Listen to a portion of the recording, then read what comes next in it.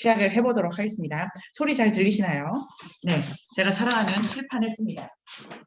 연구실에 누가 이렇게 칠판을 좋은 걸 선물해줘가지고. 자, 문학 작품을 분석하는 방법이 여러 가지가 있습니다. 자, 지금 뭐 작업을 어떤 걸 하냐면은 선생님들이 쓰신 과제를 어디 갖다 붙여야 돼요. 어떤 맥락 안에 이 문제의식을 집어넣으면 답을 내실 수가 있다고 생각합니다. 지금 질문이 되게 많았는데 어떻게 이건 나쁜 일 아니야? 누구를 혐오하는 거야? 질문이 되게 많으셨지 않습니까? 타전 어딨니? 이거를 이 텍스트 안에서 이 맥락을 딱 만나면 찾을 수 있습니다. 라고 생각합니다. 자, 그런데 보통은 19세기 이후의 소설이고 그 소설은 주로 프랑스 소설을 전범으로 하고 있습니다.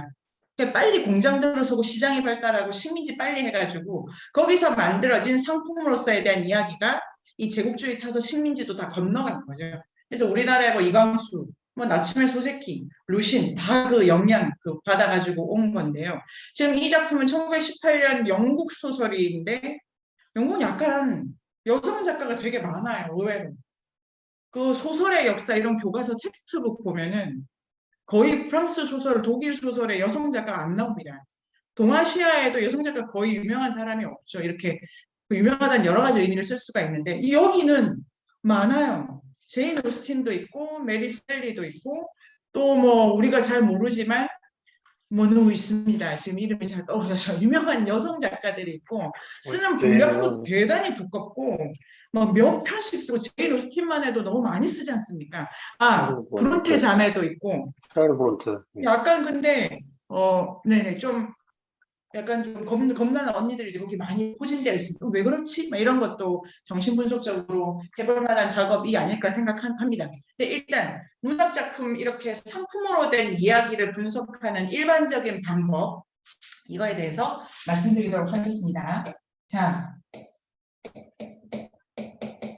작품이 있다고 칩니다. 이게 보이시나요?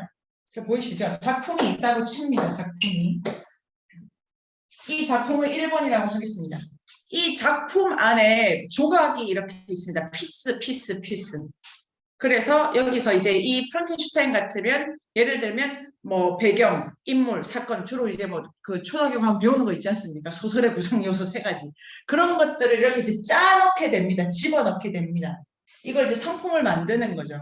자, 문학작품 해석을 할 때 이 안에 있는 요소가 어떤 의미를 가지는가를 먼저 보시기를 추천드립니다.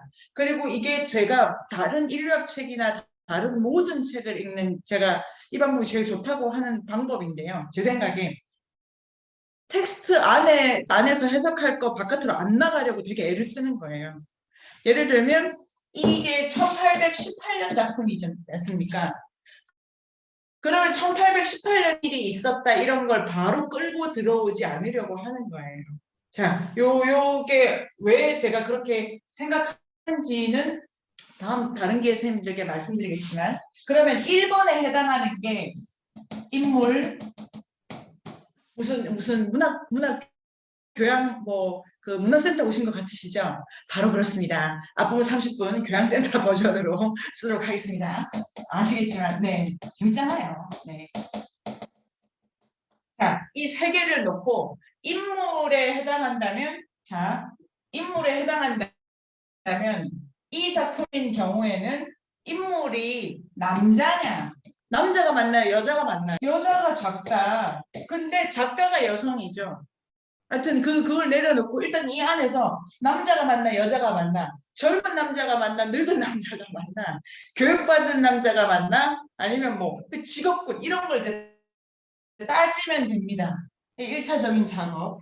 그 다음에 자 지금 그 종이 A4지든 그 공책 뒷면이든 막 째가지고 종이에 그림을 그리십시오. 여러분 그림을 그리는 문화센터에서 그림을 그리게 됩니다. 자 내가 한 질문이 무엇에 대한 질문인지를 보고 가시면 된다고 생각하는데요. 두 번째는 자 일단 인물에 해당하는 게 보면 남자 여자인데 지금 대부분의 관계가 가족 친구 이 범위를 잘 안 벗어나지 않습니까? 그러니까 이게 주로 이게 더 많이 적극적으로 나와 있는 거죠. 이런 걸 선생님들이 그 19세기 이후에 문학작품, 그러니까 유럽산 문학작품, 이게 보르헤스라든지 남미 소설을 하나도 들어맞지가 않는 모델입니다. 일단 그걸 제가 여러 번 했는데 안 되고, 카프카도 이게 되는 건 아닙니다. 그런데 어쨌든 유명하고 잘 팔리는 소설은 이게 된다, 이걸 말씀드리고요. 그런데 자, 요거를 선생님들이 보시는 거예요. 내 질문이 지금 인물에 대한 질문인가? 두 번째, 그 다음에 이 작품에서 사건은 뭐가 제일 유명한 사건일까요? 사건요. 일단 빅토르가 괴물을 만들고 괴물이 네, 사람을 만든다. 만든다. 그러니까 여기서 만든다가 이 작품은 낳는다 이렇게 돼 있습니다. 낳는다. 네. 그리고 결혼을 향해서 몰아가지 않습니까? 자, 다른 하나는 또 뭐가 있나요? 사건의 계열에서? 죽인다. 그렇죠. 역시 그렇게 돼 있어요. 자, 그러니까 그 쌤들 느낌 오시죠? 내가 만약에 이게 왜 과학자를 등장시킨 소설일까 이러면 그걸 가지고 과학자와 왜 이 테마를 결합한 거지? 이런 식으로 이제 엮는 거죠. 엮어서 그냥 이게 글바다에서도 우리가 작업을 한번 해본 거기는 하지만 그 엮어가지고 말을 만드는 거야, 계속 해석을. 그런데 그 해석을 참조를 책 밖으로 안 나가는 거죠. 이게 예술 작품이니까. 자, 그 다음에 사건에 그래서 크게는 낳는다, 죽인다 이렇게 돼 있습니다. 이게 아주 재밌는 포인트죠.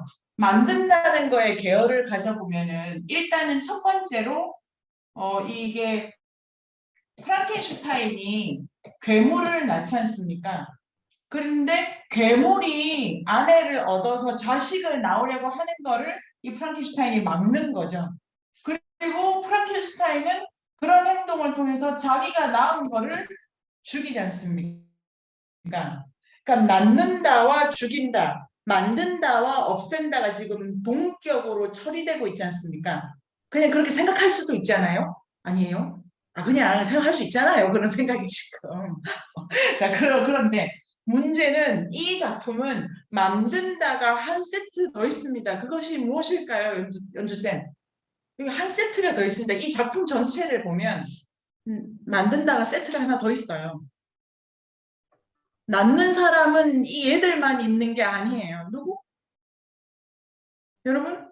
요 지금 아직 안 그렸어요. 아직 안 그렸어요. 이름이 월터는가요? 이들의 이야기를 듣고 책을 낳고 있는 누가 있지 네, 않습니까? 책을만 글을 쓰고 편지 쓰는. 그래서 낳는다는 이미지 중에 죽인다와 결합하는 거는 빅터와 괴물과 되어 있고, 월턴이 낳는 거는 죽인다의 레벨로는 가지 않습니다. 그러니까 이것도 낳는다, 죽인다, 이게 가장 크게 쓰는 테마인데, 이거랑 그러니까 낳는 것 자체가 긍정하는 마지막 레벨이 있지 않습니까? 그러면 이 작품이 창조에 대해서 어떻게 생각하는지, 기술에 대해서 어떻게 생각하는지, 이 전체의 구성 요소를 가지고 좀 말을 만들 수 있지 않을까요? 해석을. 어떠십니까? 자, 그런데 이 작품으로 보면 한 레벨 더 있습니다. 한 차원 더. 뭘까요? 연주쌤? 네. 자연의 세계? 자, 메리 셸리가 있습니다. 메리 셸리가. 마지막은 이게 그래서 사건 자체, 자, 지금 사건 자체가 이 작품은 이런 그 문화센터에서 공부하기가 되게 좋은 작품이라고 생각이 드는데요. 형식 요소에 쓰는 거예요. 그래서 그게 아주 소위 그런 걸 소설을 잘 썼다고 하는 건데, 소설의 문법을 지금 만든 거고, 가조 20으로라고 최명재 쌤의 글에 있는 그분도 노벨상 타셨잖아요. 아주 제 생각에는 아주 잘 씁니다. 아주 정말 기교는 차고 넘치는 작가 중에 한 사람이라고 생각하고, 우리가 읽게 될 도스토옙스키는 기교가 승한 작가는 아닙니다. 주인공이 쭉 하여튼 되게 희한하고 재밌는 작품이고, 톨스토이는 기교를 많이 쓰려고 합니다. 특히 안나 까레리나 같은 경우에 이제 이게 뭐냐면 형식을 그려놓고 어디에 뭘 넣고 무슨 말을 만들 건가 이런 걸 이제 궁리하는 거죠. 그런데 자, 그러니까 전체 테마가 이제 들어오시죠. 이렇게 되고, 그 다음에 이거를 알 수 있는 게 액자 구조로 되어 있지 않습니까? 액자 구조로 되어 있고. 자, 일단 지금 사건 얘기를 했습니다. 그 다음에 배경에 대한 얘기를 해보도록 하겠습니다. 이 작품 같으면 배경이, 강필생 어떻게 생각하시나요? 이 작품 배경을 어떻게 다루고 있다?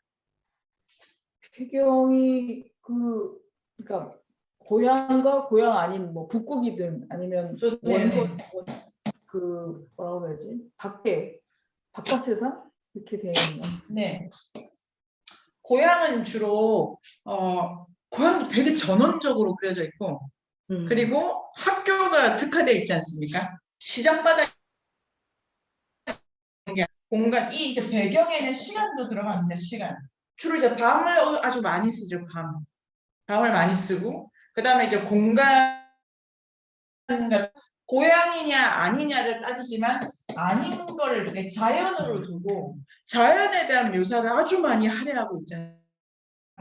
그리고 마지막으로 최종적으로 도달할 자연이 극복이지 않습니까? 극복 맞죠? 그 아주 추운 그러니까 이제 지구의 끝 이렇게 되어 있지 않습니까? 그러니까 고향으로부터 외부를 향해서 계속 나아가는 방식으로 공간을 쓰는 거죠. 그러니까 선생님들 이렇게 생각해 보시면 어떨까요? 이게 낳는다 죽인다랑 뭔 상관이야?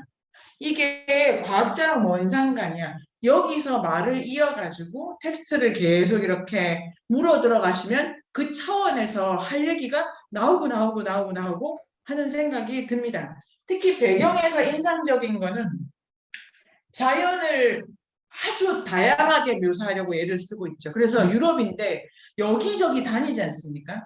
전체 공간을 아주 많이 써요. 많이.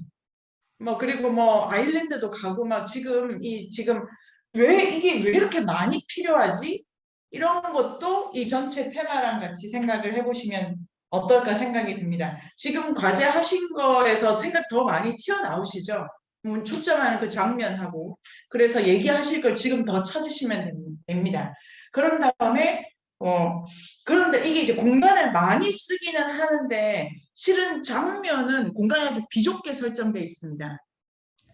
실험실, 그 다음에 그 자는 데가 이렇게 헛간 이렇게 되어 있고 가족들도 누추하고 그 다음에 거의 막 이렇게 박아 넣는 듯한 느낌 되게 많이 주지 않습니까? 그러니까 자연과 풍경에 대해서 호방한 느낌을 가지지 않고 막 이렇게 구겨 넣어가지고 스트레스를 막 받는 것처럼 그러니까 공간 엄청 크게 쓰는데도 장면에서는 작게 쓰고 그러니까 이게 선생님들 이게 영화의 시대와 똑같이 가는 건데 더 들어가면 만약에 이제 선생님들이 이거를 영화로 만든다고 하면 이런 게 다 이제 고려되지 않으실까요? 이렇게 그러니까 문학작품 19세기 이후에 문학작품을 읽을 때 이런 전방위적인 접근을 해 들어가 이게 첫 번째 종이 놓고 달력 째가지고 이건가 막 한 다음에 이게 참 되게 이상한 배치네. 이걸 왜 여기 갖다 붙였지?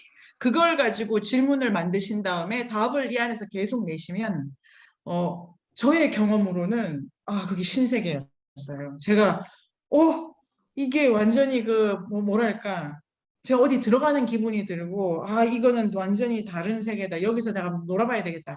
이런 생각이 들었던 경험입니다. 근데 자 일단 뭐냐면은 텍스트 안에서 이 작업을 다 끝내봐야 됩니다.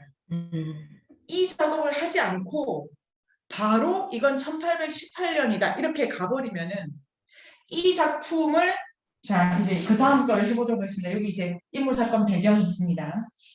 그래서 1차는 그 문학 텍스트를 읽는 저의 그 독보기 이제 너무 재밌어서 나누고 싶어서 말씀을 드려보는 건데요. 일단 인물, 사건, 배경 이거를 이제 다 했어요. 해서 여기저기 이제 키워드를 묶어두는 그 메모지가 있는 거죠. 그 다음에 내가 그냥 궁금한 걸 찾는 거. 왜 과학자야? 왜 기술이야? 왜 남는 거야? 이 테마의 답을 이 안에서 이렇게 답을 찾는다기보다 내가 엮어서 말을 만드는 겁니다. 이런 작업의 핵심은 이 해석의 정답을 작가에게 구하는 게 아니라는 거예요. 이게 어마어마한 해방감을 저한테는 줬습니다. 이 텍스트에 대한 질문, 진리를 이걸 만든 작가에게도 물을 필요가 없어. 그래서 내가 이렇게 말을 만들면 돼. 그냥 해석하면 돼 이제. 이게 이렇게 아주 재밌는 생각을 했는데 그렇게 하다가 이제 막히고 그렇게 하다가 작가가 실제로 궁금해질 수도 있지 않습니까? 그러면 이제 거기서 이제 텍스트 바깥으로 나가서 해석의 연결고리를 찾으면 됩니다. 이 이제 2번이 이 텍스트를 낳은 조건을 보는 겁니다. 조건. 조건에는 뭐가 있냐면 이 진짜로 1818년이라는 시공간이 있겠죠. 그 다음에 뭐 영문학이다 이런 게 있을 수 있고, 그 다음에 두 번째는 누가 썼냐면 여자가 썼어. 메리 셀리라는 얘가 뭐 그 전에 이런 그 사랑 러브 스토리도 있고, 아버지가 되게 급진적이었고 어머니가 여권 운동가였대. 이런 이제 전기적 사건을 가지고 오는 거죠. 그 다음에 이제 세 번째가 중요합니다. 그런데 이거 있고 이거를 지금 내가 읽다 보니까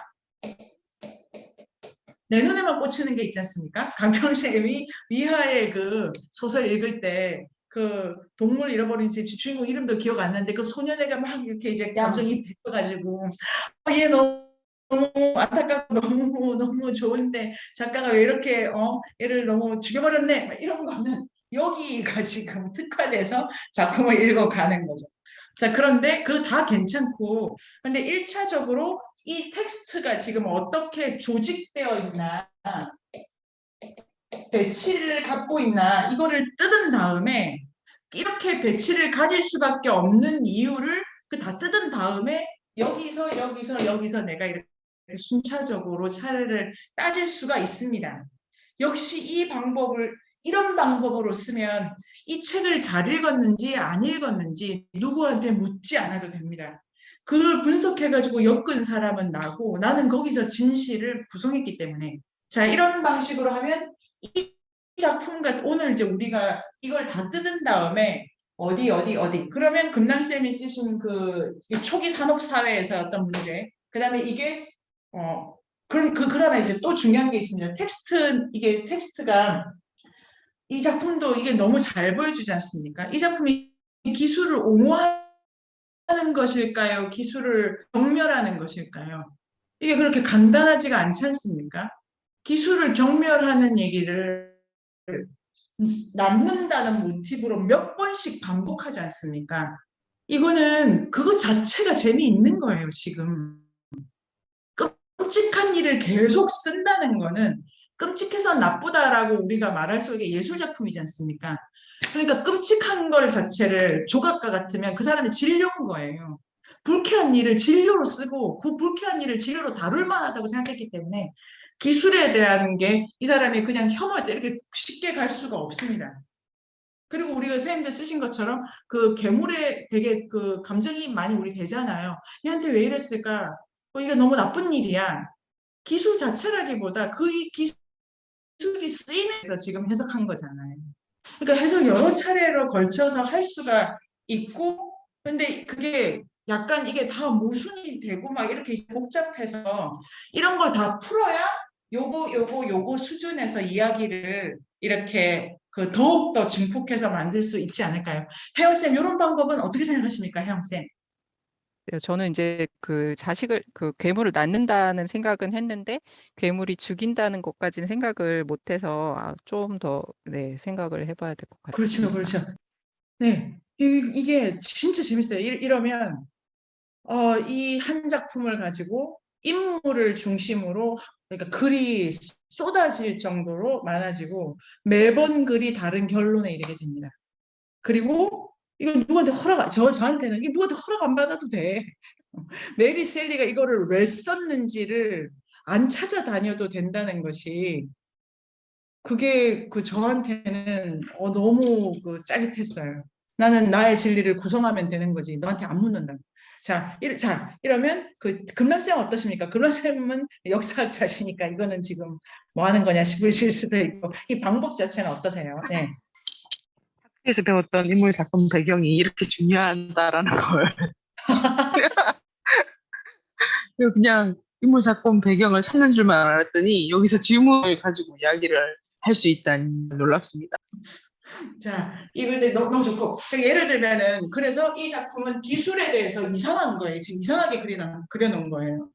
기술을 공장 모델을 쓴 게 아니라 가드너 모델을 썼어요. 그러니까 그 시대에 1918년에 모두 노동운동 해가지고 다 나가고 칼 폴란이라는 사람이 쓴 거대한 전환 이런 책이 있습니다. 그게 이 당시에 그 막 이렇게 공장 노동자들 막 투쟁하는 거고 이반 일치 1918년 사실 젠더가 이제 그림자 노동의 배치를 가질 때 이 괴물은 그림자 노동 하러 가고 있지 않습니까? 그림자 노동을 못 하고 지금 그래서 막 속상해 하잖아요. 이게 왜 이렇게 그린 거예요? 이렇게 여기서 말을 계속 만들면 됩니다. 말을 지어내면 됩니다. 지어내면. 그런데 근거를 배치를 쓰기 때문에 내가 내 마음대로 상상해서 쓰는 문학 해석이 아닌 거죠. 자, 그러면 여기 있고 이 전체 틀 하나만 자, 일단 순서가 중요하다. 순서 안에서 배치가 중요하다. 이렇게 되고 제가 가장 인상적이었던 액자 얘기를 해보도록 하겠습니다. 이 작품이 액자 구성을 쓰는 것은 이 작품만 쓰는 게 아니라 이게 이상한데 이 시대 특징입니다. 이 시대 특징이고 그 예를 들면 제가 이렇게 이제 식민지 소설 읽기를 무척 좋아해가지고 많이 읽었습니다. 많이 한과 울분 이런 거 독립투사한테 빙의 돼가지고 막 그랬는데 다 너무 괴로웠어요. 그래 이제 그 졸업했고 그런데 그게 서양 소설을 보고 이식한 거지 않습니까? 그러니까 이 이식을 할 때 그러니까 모사품인데 제일 잘 만들려고 하다 보니까 이런 형식적 장치를 되게 적극적으로 쓰려는 실험이 되게 많았다는 거를 지금 제가 이해를 했는데요. 그 소설사 이현숙 선생님도 말하는 그 시대에 소설의 한국 문학사만 봐도 편지 형식이 되게 많이 나옵니다. 자, 그래서 19세기 소설사 문화센터 강좌로 다시 넘어가서 형식적으로 저의 그냥 직관입니다. 그러니까 보르헤스라든지 카프카라든지 프루스트는 정말 제가 얻어 걸린 건데 정말 이런 생각이 없이 얻어 걸린 건데 이런 문법 옆에서 또 딴 거를 하는 거예요. 그것이 놀랍고 그 정점을 친 게 카프카가 아닌가 싶어요. 정말로 이 옆에서 이런 거를 썼어? 그러니까 남들 다 지금 이 메리 셀리는 소설의 문법을 이 사람이 만든 것이기도 합니다. 만든 거. 그리고 그게 만들었다는 게 이 인기를 끌었다는 것 자체가 시대 정신이랑 딱 조우를 잘해가지고 뭔가 읽은 거죠. 이걸 하면 먹힌다. 그 형식 중에 하나 특징이 편지가 되게 많이 나온다. 근데 이 편지가 예를 들면 프랑스 소설에서도 프랑스 혁명 전후에 편지 소설 되게 많은데 그건 약간 다릅니다. 그걸 하려면 내일 모레 이틀이 더 필요하고요. 그러니까 그거는 넘어가고 지금 오늘 하는 편지. 그 다음에 이 편지 이상하지 않으셨어요? 제가 이제 제 그 과제에도 썼는데 편지가 어떻게 되냐면은 발신자가 있는데 편지가 주고 받아야 되지 않습니까? 주고 안 받습니다. 이 편지의 특징이. 그러니까 보통 그 프랑스 혁명 전후로 연애 소설이 쏟아집니다. 변태 소설이 쏟아져요. 그러니까 편지에 이렇게 사랑해줘 저렇게 더듬해줘 한참 나오는데 그걸 받고 주고 하거든요. 물릴 때까지 받고 주고 하는데 이건 뭐냐면은 주고받지 않아요. 자, 주고받지 않는다는 게 자, 그 편지만 해보면 자, 19세기 소설의 특징 편지 그 다음에 과도한 감정 이 소설 너무 재밌으시죠? 기계 문명에 대한 얘기인데 속상해 이거잖아요. 아니에요. 전체 주제가 나 속상해잖아요. 완전 유치하잖아요. 그거를 소설의 가장 중요한 동력으로 쓴 거예요. 사례의 동력을. 나를 왜 안 알아줘. 이게 지금까지 오는 거잖아요. 그러니까 자기의 정서를 나누려고 발악을 하는 존재를 가운데 넣어놓은 거죠.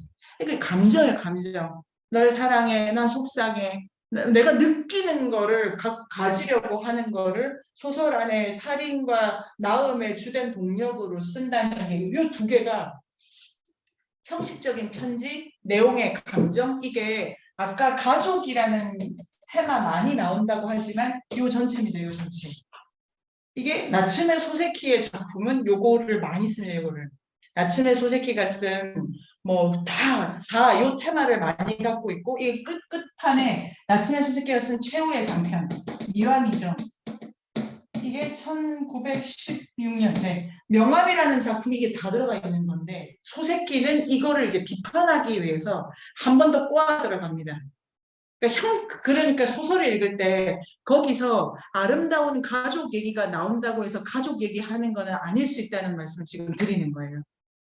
거기서 그러니까 이게 뭘 말해주고 뭘 하려고 했냐라는 걸 이해해 보는 거죠. 그럼 다시 요거를 해서 이 형식이 이 소설에도 있습니다. 전체가 어떻게 되어 있냐면 전체를 액자니까 가장 큰 액자에 누가 박태원 천편풍경 박태원 소설가 그것이 이거 다 액자지 않습니까? 왜 액자를 써야 되고 감정을 왜 액자와 함께 말할 수밖에 없는가 이것이 가장 큰 그 화두가 아닐까요? 자 여기 해보겠습니다. 밖에 누가 있냐면 월턴이라는 사람이 있지 않습니까? 월턴이 금남쌤 누구한테 편지를 보내나요? 누구? 누나. 그렇죠. 이상한 장치를 이게 되게 이상한 되게 근친상간적 모티프 많이 쓰는 겁니다. 아주 많이 쓰고 있죠. 누나한테 쓴데 누나가 편지를 금남쌤 돌려준다? 아니, 안 돌려주죠. 그렇죠. 여기 안 돌려줍니다. 누나가 또 알고 봤더니 시집을 갔더라고요. 뭐 하는 거야 지금? 제가 늘 하는 말, 얘가 진짜 정신 못 차리고 그 북극에 가서 누나한테 편지 지금 이게 여러분 이해 가시나요? 아무튼 저는 제가 소설 너무 좋아하는데 이런 코드가 도대체 접근이 안 돼가지고 실패한 소설 되게 많아요. 다 읽었더니 연애 소설이었네 이런 거. 자 그런데 아무튼 월턴이 얘기를 합니다. 월턴이 누나한테 얘기를 하죠. 자 누구 얘기를 하냐면은 프랑켄슈타인에 대한 얘기를 하는 거지 않습니까? 결국은 싸게 되고 프랑켄슈타인도 편지를 주고받습니다. 누구랑 금남쌤 주고받나요? 아버지와 엘리자베스 가족. 네, 누나죠. 거의 그 누이지 않습니까? 이거 여자 형제, 누이.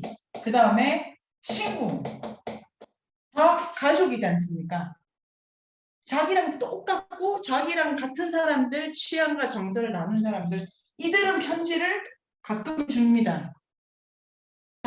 그런데 프랑켄이 하고 싶은 얘기, 전달하려고 이들에게 하려고 정말 하고 싶은 얘기는 못하지 않습니까? 그런데 하려고 했던 얘기 중에 뭐가 있냐면 여기 괴물이 있는 거지 않습니까? 자, 괴물도 괴물 안에 이야기가 들어가 있습니다. 그게 그 지영쌤 누굴까요? 괴물 안에 들어있는 이야기는 누굽니까? 안 보이는 아버지를 둔 펠릭스였나요? 그렇죠? 네, 여기에 하나 더 있고 여기에도 가족이 있습니다. 괴물이 찾는 건 괴물은 지금 뭘 찾느냐면은 자기도 편지 쓸 사람이 필요한 거잖아요. 이 구조라면은. 그런데 이거를 지금 그래서 아내를 만들어 달라.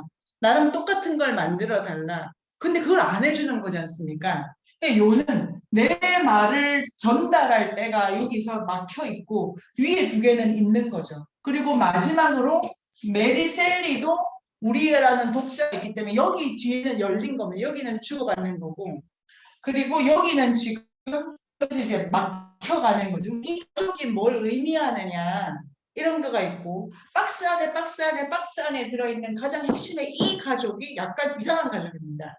지영쌤 보시기엔 어떻습니까? 이 가족이 프랑켄슈타인도 이 박스 자체가 가족이고 월턴도 누나랑 가족이고 가족 안에 가족이 있고 가족 안에 또 가족을 이루려는데 거기가 망쳐 있고 그 괴물 안에 들어있는 이 가족은 프랑켄슈타인의 가족과 뭐 닮은 점이 있거나 다른 점이 있을까요, 지영쌤?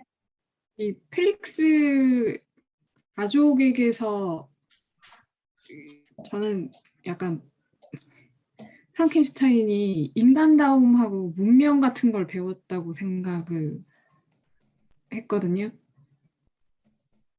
근데 이 가족 만나고 나서 빅터를 찾아가는 거죠. 네. 네, 그러니까 아직 빅터의 존재 자체는 지금 뭘 잘 확실하게 지금 파악이 안 되는 거네요. 나중에 주머니에서 그렇죠.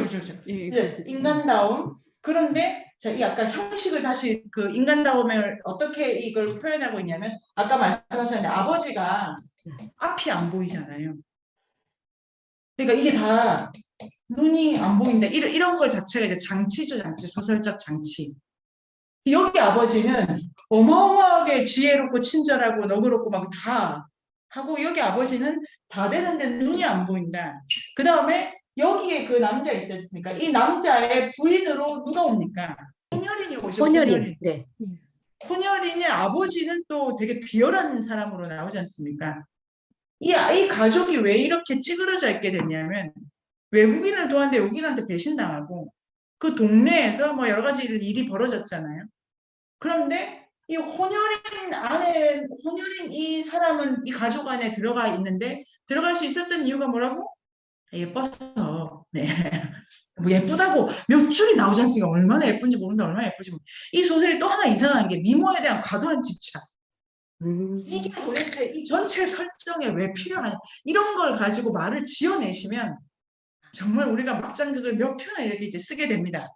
왜 그럴까요? 자, 그런 거랑 그 1918년의 노동자운동 이걸 엮어가지고 금람센 이야기를 이렇게 계속 이렇게 만들면 재미가 있는데, 자, 되게 인상적인 거는 이 가족은 되게 혼혈적인 걸로 보입니다. 뭐 안 보이고 외국 생활하고 외국인들은 그 같이 살고 그게 아름답다, 위대하다. 그리고 거기서 다 말 배우지 않습니까? 말을 배운다는 모티프를 둘이 사람이 같이 씁니다. 누구랑 누가? 괴물과 이 아내가 될 이 혼혈 여자가 말 배운다는 걸 같이 쓰지 않습니까? 그러니까 괴물하고 이 여자는 존재의 값은 다르지만 존재가 하는 일이 같잖아요. 그러니까 같은 역할을 가지고 이 가족 근처에 괴물이 또 가 있으니까. 그래서 이 가족이 포함하는 거는 이 안에 문맹자, 그 다음에 뭐 외국인, 장애 이런 게 다 포함되어 있는 거죠.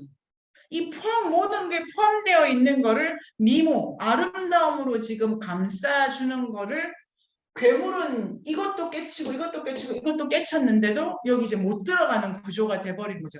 자, 메리 셀리가 가족에 대해서 어떻게 보고 있고 어떻게 비판하고 있고 뭘 긍정하는지가 약간 좀 복잡해지고 왔다리 갔다리 하시죠. 이게 지금 이런 가족이 필요한데 그걸 안 되게 만든 기술이 나쁘다는 거야? 아니면 기술 자체는 아무리 해도 이런 가족을 못 품게 돼 있어, 이 말을 하려는 거야? 여러 가지로 이제 거기서 우리가 각자 그냥 강세를 부여해서 독후감을 쓰면 됩니다. 그런데 이거 이제 재밌죠. 문맹, 이 월턴도 프랑켄슈타인도 괴물도 문맹이랑 가장 거리가 멀잖아요. 너무 똑똑하고 너무 훌륭한 지성의 소유자들이지 않습니까? 그러니까 월턴도 프랑켄슈타인도 괴물도 하는 일은 다르고 낳고 낳는 관계지만 똑똑하다. 문맹인 눈이 안 보이는 건데, 아버지 눈 안 보이게 가운데 설정돼 있고 그 박스 바깥으로 눈을 다 너무 잘 쓰는 애들만 지금 막 차오르고 있지 않습니까? 그러니까 지금 이게 과학이 본다는 거야, 안 본다는 거야?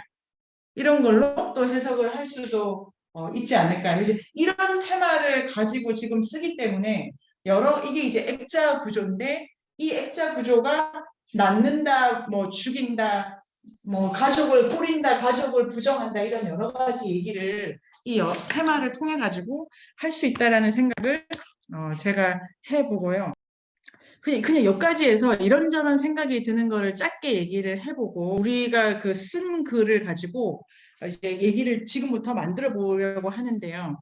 문학 작품을 보는 방법이라든지 아니면 이 작품이 되게 특화되어 있습니다. 지금 오늘 설명드린 거에 대부분 잘 안 맞는 것도 많고요. 그런데 아까 그 텍스트 안에서 그 조각을 이렇게 조립하는 방식으로 제가 설명드렸지 않습니까? 이 시대가 추리소설의 시대이기도 하고 공포소설의 시대이기도 합니다. 둘이 같은 겁니다. 공포소설은 뭐냐면 다 읽고 나면 이유를 알면 끝나는 소설입니다. 장르상 공포소설 말고 이게 좀 더 진화가 되면은 스릴러 소설 이런 게 나옵니다. 아무리 알아도 이유를 몰라 찝찝함이 남아. 그러면 그 장르상 소설이 이제 다른 거죠. 그런데 두 개 다 뭐냐면은 그러니까 그 추리소설이 보통 살인사건 벌어지고 누가 죽였냐 아는 이 구조잖아요. 우리 눈앞에 주어진 이 결과를 내가 조립해서 헤쳐모여 하면 진실에 다르게 된다라고 하는 거고, 뭐 여러 가지로 이렇게 그 과학주의가 많이 들어가는 기법인 것 같기도 합니다. 자, 뭐 이런저런 얘기도 괜찮지만 프랑켄슈타인 들어가기 전에 뭐 들어가도 되지만 어떤 생각이 드시는지 쌤 어떠십니까? 저는 닮은 꼴 찾는 게 재밌었고요. 그 뭐지 아까 우겨 넣는다 하셨잖아요. 네. 거대한 자연과 그 속에 우겨 넣는다 했을 때 또 하나가 그 넓은 바다와 배 그게 네네네. 작은 떠올라서 배. 네. 그것을 계속 뭔가 닮은 꼴이 계속 보여서 좀 신기했던 것 같아요. 네. 네, 이 메리 셀리 작가가 이렇게 대칭적 사고를 쓰는 거죠, 지금. 크면 작은 거, 그 다음에 뭐 넓으면, 그러니까 높으면 깊은 거, 그러니까 바다, 산 동시에 나오기도 하고, 요런 식으로 이걸 잘 쓰는데, 여성에 대한 키워드가 문면에 잘 안 보이지 않습니까? 그러면 그럴 리가 없는데, 그러면 겉은 남자인데 실은 여자인 걸 찾으면 되는 거죠. 재밌지 않으세요? 그래서 빅터는 여자입니다, 역자. 라고 해석해도 되는 거죠. 낳는 자지 않습니까? 낳는 자. 왜, 이렇게 해가지고, 다행쌤 말씀처럼 닮은 꼴 찾기를 그림을 그려놓고, 이렇게 여기 구멍이 낼 리가 없어를 그 조각을 찾아야. 그러면 이 작가는 아까 우리 시작할 때 인물에서 남성을 되게 많이 썼다고 생각했잖아요. 아니에요. 여성을 더 많이 쓴 것일 수도 있죠. 낳는다는 테마, 창조한다는 테마를 자연의 여성 모델을 가지고 지금 쓰기 때문에 공장에서 낳는다라는 거랑은 느낌이 완전히 다르지 않습니까? 공장에서 낳는다면 결혼이라는 장치가 필요가 없죠. 공장에서 낳는 거야말로 성이 필요 없는 거고. 근데 되게 그 여성이 주로 하는 일을 특화시켜가지고 괴물을 그렸기 때문에 괴물이 이런 거 되게 이상한 말이 되는 거예요. 괴물이 나 아내가 갖고 싶어. 아니 지금 네가 하는 게 다 남 아내들이 하는 거야. 그럼 얘가 동성애자인가? 이런 생각을 해도 된다고 해요. 실은 이 소설은 성적으로도 아주 그러니까 가족 자기들끼리 성적으로도 자기들끼리 이런 테마를 쓰기를 좋아해. 이렇게 해석을 하면은 이 성이 1918년대에 여기 다시 이제 이 텍스트 밖으로 나오면 사회 전체가 여성을 그림자도로 만들었던 시대지 않습니까? 그럼 대단히 강력한 반발과 거부, 문제 제기 아니면 동조 이럴 수도 있지 않을까요? 또 연주쌤 어떠십니까? 여러 번 네네. 저는 늘 소설을 보면 이걸 도대체 어떻게 해석을 해야 할지가 되게 난감했어요. 모든 그렇죠, 소설. 그렇죠. 근데 이렇게 뜯어보는 거구나. 이렇게 해부해서 네, 이렇게도 맞춰보고 해봅니다. 저렇게도 네. 맞춰보고 하면서 원하는 스토리 라인을 그냥 내 맘대로 짜보라는 그렇게 네. 말씀으로 이해를 했는데 네, 네. 아니, 저는 되게 뭔가 되게 비상식적으로 친절하고 막 이런 사랑이 넘치는 부모님과 사랑에 이렇게 굶주려하는 그 네. 생명체 빅터가 낳은 뭔가 네. 이렇게 되게 대조되는 느낌이 들었고 왜 가족 얘기밖에 없는 것 같아. 그 안에서 그러니까요. 뭔가 그 네. 동일성에 관련된 것들에 대한 얘기들이 많이 있어서 이질적인 것들을 잘 거부하잖아요. 어떻게 보면 네, 생명체는 네. 인간과 완전 다른 거니까 뭐 그냥 그런 느낌도 들었던 것 같아요. 네, 네. 그리고 이게 결국 그 미지를 향해서 달려가지 않습니까? 결국 발견한 게 뭐냐면 내가 낳은 거예요. 아니 이거 내가 낳을 그러니까 결국 찾은 게 나라고. 요게 오이디푸스 서사의 약간 다른 버전이기도 그 이주정 선생님 지난 에티카 강의에서 이거 그럼 같은 건가 생각을 했는데 이게 자기 부정의 회로에 걸려 있는 암 이런 것도 있을 수 있고 지금 이제 그 진진 쌤은 어떠십니까? 문학 작품을 뭐 이렇게 보는 방법에 대한 생각도 드실 수 있을 것 같고요. 이 책에서도 막 그 대립적인 게 이렇게 많은데 그 완전 대립을 가르면서 이게 좋다, 나쁘다 네. 이렇게 얘기하는 느낌은 좀 아닌 것 같아가지고 이렇게 그런 부분은 조금 더 생각을 많이 해보고 해야 되는 부분이 좀 있는 것 같기는 해요. 네, 그게 잘 쓴 거예요, 잘 쓴 거. 제 생각에는 이렇게 구조를 잘 설계해가지고 우리로 하여금 최종 도착지를 비워놨잖아요. 그래서 해석의 가능성을 확 열어버렸기 때문에 그러니까 아주 많은 레고 왜 뭐 어마어마한 피스 많은 박스를 주고 막 이렇게 한 거죠. 이게 잘 썼어요. 이게 그 최은지 선생님 좋아하시는 보통 노벨 문학상 타면 이 형식미 제 생각입니다. 제가 그냥 누가 상 타나 이렇게 보면 그러니까 기본 형식은 쓸 수 있어야 돼. 그냥 영감 받아서 쓰는 거를 주는 거 아니에요. 토니 모리슨 아주 잘 쓰죠, 아주. 그리고 제가 다 본 건 아니지만 그 가지오 이시쿠르도 너무 잘 쓰는 제가 이렇게까지 잘 쓸 필요는 없지 않나? 하루키는 형식을 잘 쓴다기 그 좀 이상한 거고 이런 식으로 이제 공부를 해나가는 게 저 텍스트 분석만 되면 그 다른 조건과 만나게 하고 나랑 만나게 하는 거에 힘이 이제 딱 붙는 방법 같기도 합니다. 강현 쌤 어떠십니까? 그 말씀을 들어보니까 이제 소설을 자기 꽂히는 걸 이제 하면 좀 어렵잖아요. 그러니까 그게 전체가 아닌데 아주 일부분에 이제 꽂혀버리면 이게 해석이 안 돼 버리니까. 그러니까 소설을 봤을 때 이제 레고 블록을 이렇게 바구니에 담아가지고 바구니에 일단 바닥에다 던진 다음에 요 색깔하고 크기별로 네. 일단 나눠서 일단 좀 그렇게 생각해 볼 필요가 있는 것 같고. 우리는 그래도 영화 감독이 된 것처럼 분석 다 한 다음에 여기를 내가 한번 해석을 해서 작품을 찍겠어. 이렇게 해서 이제 글을 쓰시면 어떨까 하고 근데 요는 부분을 전체 속에서 읽어내는 능력을 키우는 데에 소설 공부는 도움이 됩니다. 이거 자체가 감각적 쾌락을 주지만 예를 들면 월턴이라는 게 자, 요까지만 할까요? 요까지만 할까요? 자, 월턴이 빼도 소설이 된다 안 된다 논쟁을 잠깐 해보고 자, 강수님 안 된다 하시네. 강수님 안 된다고 생각하십니까? 그랬으면 그 레이어가 훨씬 달라졌을 것 같아요. 그러니까 월턴이 있음으로 인해서 왜냐하면 그 북극 사건과 이게 네. 가면서 그리고 그 사람들이 처음에는 프랑켄슈타인이 얘기만 듣고 그런 일이 있었어. 그런데 맨 나중에 괴물의 또 얘기를 듣게 되잖아요. 그러니까 그런 관점에서 그 관점에 대해서 이야기를 꺼내려면 월턴이 꼭 필요했고 또 북극이라고 하는 도전하는 것들에 대해서나 아니면 자연에 대해서 하려면은 이 사람이 어떻게 굉장히 핵심적인 분량은 그냥 크게 많이 등장하지 않지만 아주 중요한 인물이고 만약 그 사람이 없다면 이 소설은 굉장히 달라졌을 것 같은 생각이 네, 여기를 더 가볼까요? 월턴이 없다면 이 메시지를 만들어낼 수가 없다. 이렇게 가면 되고 그다음에 분석에 있어서 이거 올까 봐. 내용이 그래서 안 중요합니다. 내용이. 그게 사랑을 얘기했든 우정을 얘기했든 뭐 치정사건 이거가 중요한 게 아닙니다. 착한 애가 나왔든 못된 애가 나 그게 중요한 게 아니에요. 그러니까 그때 그 애가 나쁜 일, 범죄 소설이 나쁘죠. 범죄를 저질렀으니까. 그런데 형식이 말하는 형식이. 예술 작품은 형식을 이해하는 것이 일차적인 거고 사실은 문학 작품만이 아니라 인류학 책도 형식이 중요해요. 형식이. 제 생각에는.